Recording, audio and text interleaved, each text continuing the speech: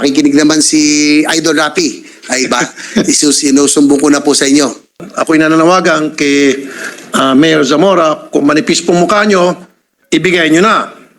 Kung makapal ang mukha nyo, i-ombudsman ka. Siguro parating natin sa mga constituents niya, sa mga mutante, about his character. And then let the voters decide pagdating na eleksyon.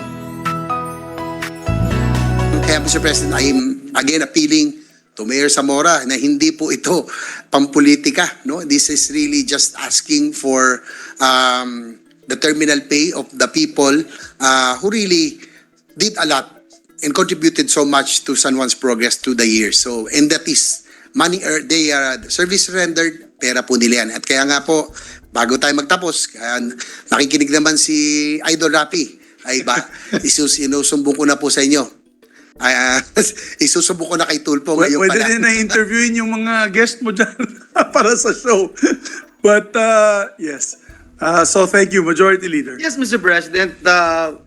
Considering the name of our distinguished colleague has been mentioned several times, may I move that the gentleman from Isabela, the Republic of the Philippines, be recognized, Senator Rafi Tulfo, Mr. Our President. distinguished colleague, the pro-labor champion here in the Senate, together with Senator Villanueva and other senators, Senator Rafi Tulfo is recognized. Salamat, Mr. President. Mr. President, marami na pong experience dito po sa kaso tulad ng kaso na sinabi ni Senator JV in the past. And I fully support Mr. President, Senator JV Ejercito. Nakakalungkot nga po na maraming ganitong klase pangyari. In my experience in the past, marami po ako natulungan na. Tinatawagan ko po yung mga mayor, yung mga maninipis sa muka, tumitiklop, at binibigay po yung perang nararapat para doon sa mga empleyado. Pero yung mga makakapala muka, hindi bumibigay. Ewan ko lang, ako'y nananawagan kay Mayor Zamora, kung manipis pong mukha nyo, ibigay nyo na. Kung makapala mukha nyo, i-ombudsman ka. Kasi Mr. President, may batas naman tayo against that, di ba? Na kailangan maibigay. I think it's just implementation ang kulang dito. So therefore, kung nagmamatigas si Mayor Zamora, sasampa natin ang kaso sa ombudsman. At on top of that, siguro iparating natin sa mga constituents niya, sa mga mutante, about his character. And then let the voters decide pagdating na eleksyon. Kung sisibakin ba o i-retain ang isang lingkod bayan na hindi ginagawa ang tama para sa kanya mga botante, para sa kanya mga constituents. Naniniwala po ako kay Senator JB, sinabi niya, nothing political as far as he is concerned. Pero kay Mayor Zamora, mukhang political vendetta na nangyari dito. Ang masakit, yung nag-uuntugang bato, dalawang batong nag-uuntugan, ang naipit, yung mga maliliit na mga kababayan.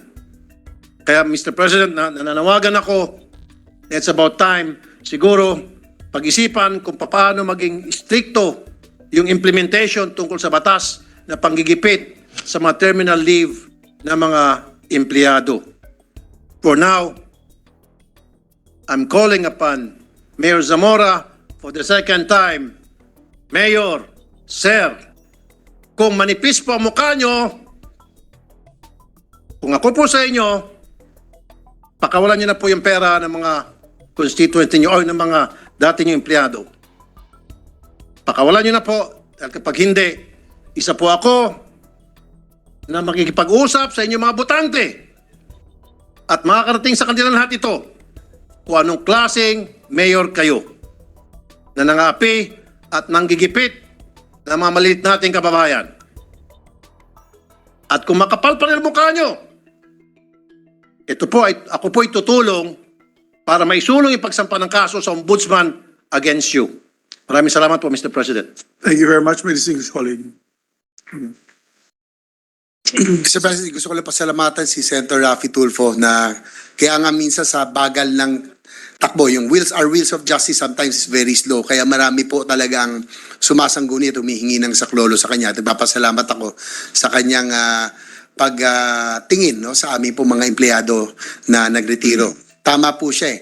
Sana po yung laban, yung away namin sa politika, hayaan na lang namin sa amin as political nemesis, pero po wag naman po sanang idamay yung mga nasa baba, no? Dahil sila po nagsilbi lang, hindi po sila kasama dapat at ilabas sila sa laban sa politika. Thank you, Sen. Rafi. Thank you, Mr. President. Thank you, Majority Leader. Thank you very much.